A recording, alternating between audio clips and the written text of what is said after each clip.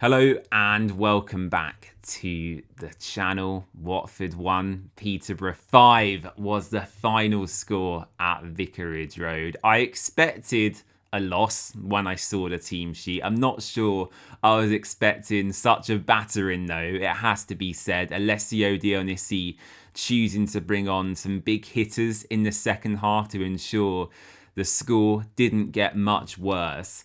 I'm not going to go hard on the academy and B team players that featured yesterday. That would be totally unfair on them.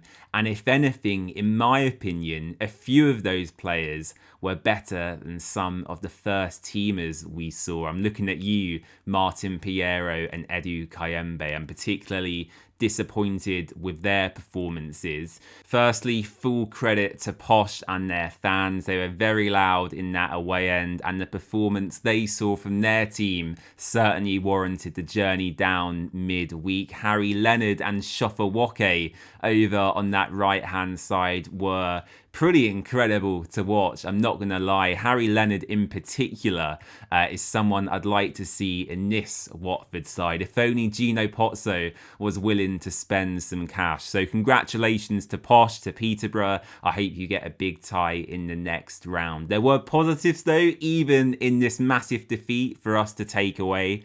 Rocco Vata, Mamadou Doumbia, getting minutes. They look very sharp in the first half. Doumbia took his goal well too in the second 45. Really well worked by Amin Nabazada down the left-hand side. Jinkin in and out, getting a lovely delivery into the box. And then Mamadou Doumbia headed home at the near post. What academy lads impressed me the most? Albert Eames on the right-hand side, in my opinion, continued his good form from what we saw at Wrexham. I like the way he scans the pitch constantly, the way he opens himself up to receive the ball and distribute it quickly is a real positive as well. If Omar Traore isn't recovered and fit for the weekend, I would fully expect Eames to start over on that right-hand side. And what a test for him as well. Manuel Solomon recently signing for West Ham United. If he starts, that could be a very, very difficult day.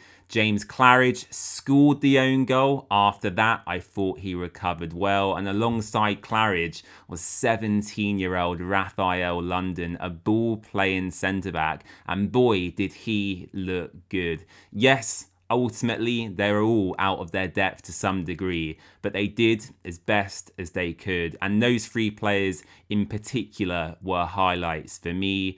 Ramirez Ezpan in midfield, fine, but physically, he's probably still not quite there for me when you compare him to other players in the Watford first team. On the whole, I can't ask for much more. They gave it a go.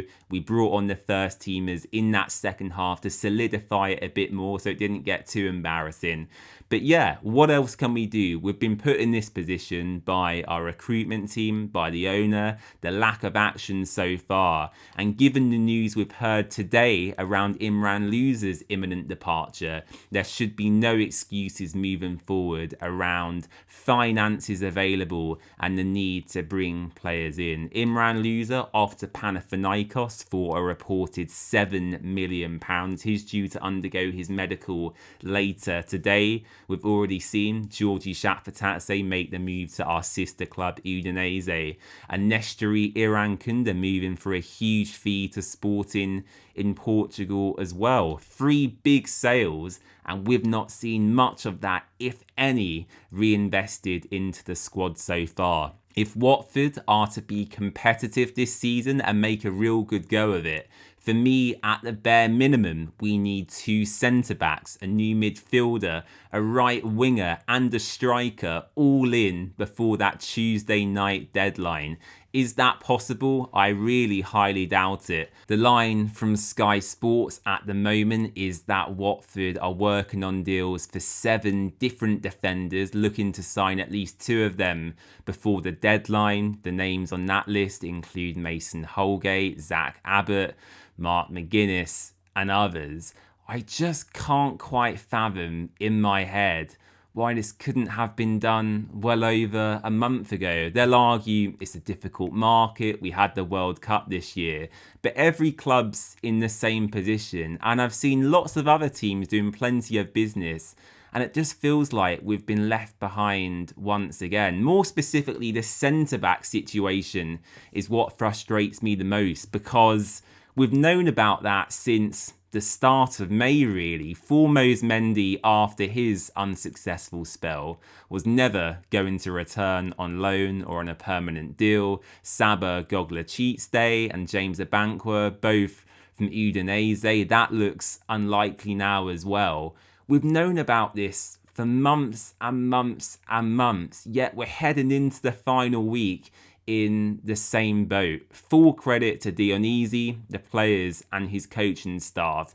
They're doing the best job they can at this moment in time, and all we can do as fans is back them. We've stumbled across, for the first time in a while, a real likeable manager. The fans have warmed to him, the players seem to like him. It's now up to the club to back him. If they don't do that, in my opinion, they have blood on their hands. And ultimately, I feel in a few months, if we don't get the right players in, we'll see the inevitable happen once again. And that would be a real shame for me. Thanks for watching, as always. I'm sorry to end it on a sour note, but until we hit that transfer deadline, I'm going to reiterate the same points to you. I'm immensely frustrated. I'm sure you are as well. But let's look forward to Saturday. Let's back the lads, and hopefully we can get a positive result against, let's be frank, a Premier League side in West Ham. They have immense quality, and I'll talk about this more in depth